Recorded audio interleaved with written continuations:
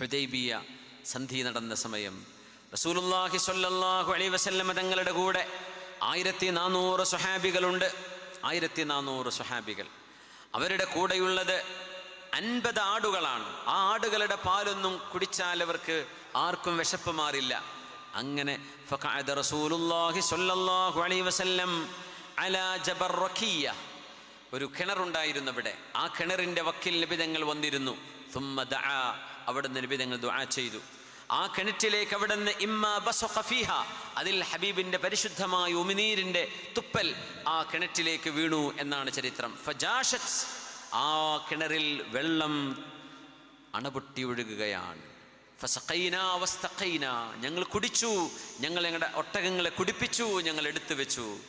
പിന്നെ റസൂലുള്ളാഹി സ്വല്ലല്ലാഹു അലൈഹി വസല്ലം ഹുദൈബിയയിലെ ആ വൃക്ഷത്തിൻ്റെ അരികിലേക്ക് വിളിച്ചു എല്ലാവരെയും ബൈഅത്ത് ചെയ്യാൻ. മഹാനായ സ്വഹാബി റസൂലുള്ളാഹി സ്വല്ലല്ലാഹു അലൈഹി വസല്ലം തങ്ങളുടെ സ്വഹാബിയായിരുന്ന സലമത്ത് ഇബ്നുൽ അക്വഅ റളിയല്ലാഹു അൻഹു അക്കൂട്ടത്തിലുണ്ട്. ആ ബൈഅത്തിൽ ആദ്യമായി ബൈഅത്ത് ചെയ്തത് സലമ റളിയല്ലാഹു അൻഹുവാണ്. സലമത്ത് ഇബ്നുൽ അക്വഅ റളിയല്ലാഹു അൻഹു ആദ്യം ഹബീബിനെ ബൈഅത്ത് ചെയ്തു. പിന്നെ ഓരോരുത്തരും വന്ന് ബൈഅത്ത് ചെയ്യാൻ.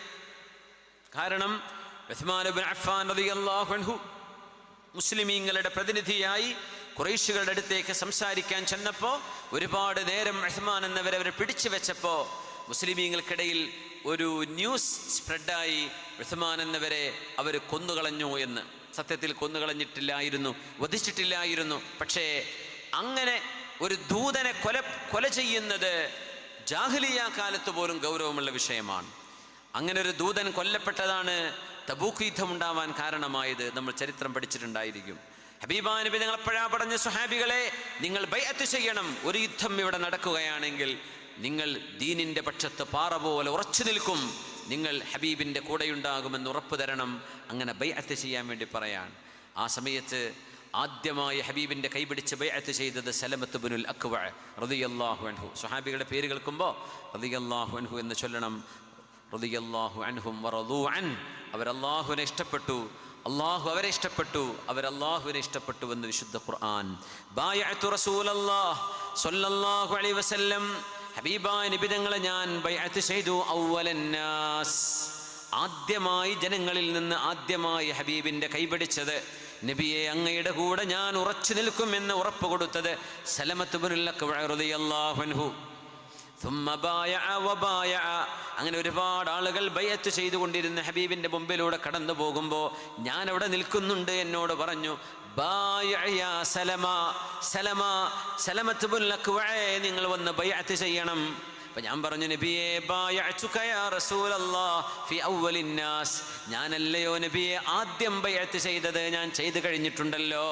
വഅയ്ളൻ, ഒന്നുകൂടെ ചെയ്യേ. അങ്ങനെ രണ്ടാമതും സലമ റളിയല്ലാഹു അൻഹു ഹബീബാ നബി തങ്ങളുടെ കൈപിടിച്ച് ബൈഅത്ത് ചെയ്തു. വറആനി റസൂലുള്ളാഹി സ്വല്ലല്ലാഹു അലൈഹി വസല്ലം അസിലാ, എൻ്റെ കയ്യിൽ ആയുധങ്ങളൊന്നുമില്ല, എൻ്റെ കയ്യിൽ വാളില്ല, പരിചയില്ല, ഒന്നുമില്ല എന്ന് നബി തങ്ങൾ കണ്ടപ്പോൾ ഫഅഅതാനി റസൂലുള്ളാഹി സ്വല്ലല്ലാഹു അലൈഹി വസല്ലം ഹജഫതൻ, ഹബീബാ നബി തങ്ങൾ എനിക്ക് ഒരു പടയങ്കി ധരിക്കാൻ തന്നു. എന്നിട്ട് ഞാൻ രണ്ടാമതും ഹബീബിനെ ബൈഅത്ത് ചെയ്തു. അങ്ങനെ വീണ്ടും ആളുകൾ ബൈഅത്ത് ചെയ്തുകൊണ്ടിരുന്നപ്പോൾ എന്നോട് നബി തങ്ങൾ വീണ്ടും ചോദിച്ചു, അലാ തുബായിഉനി യാ സലമ, സലമത്ത് ഇബ്നുൽ അക്വഅ, നിങ്ങൾ ബൈഅത്ത് ചെയ്യുന്നില്ലയോ?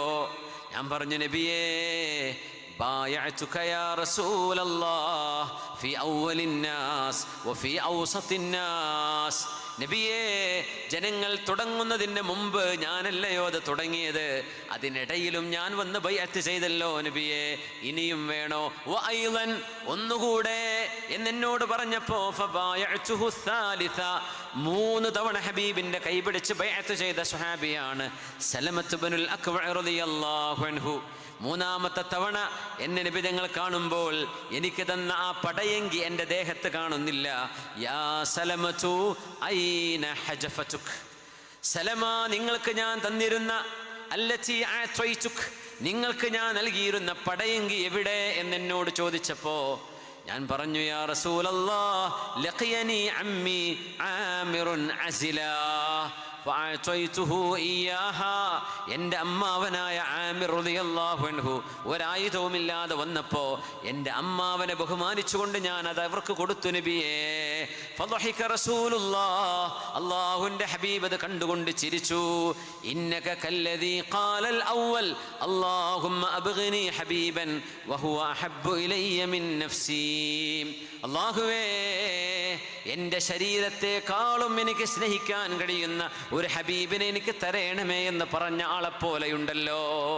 നിങ്ങളുടെ ജീവനേക്കാളും നിങ്ങൾ നിങ്ങളുടെ അമ്മാവനെ സ്നേഹിച്ചത് കൊടുത്തല്ലേ, അതെനിക്ക് ഇഷ്ടമായി എന്ന് പറഞ്ഞുകൊണ്ട് റസൂലുള്ളാഹി സ്വല്ലല്ലാഹു അലൈഹി വസല്ലം സലമത്ത് ബിൻ അക്വഅ റളിയല്ലാഹു അൻഹു ചെയ്ത ഒരു ദാനം കണ്ടുകൊണ്ട് അവിടുന്ന് സന്തോഷിച്ച് ചിരിച്ചുവെന്ന് സലമത്ത് ബിൻ അക്വഅ റളിയല്ലാഹു തആല അൻഹു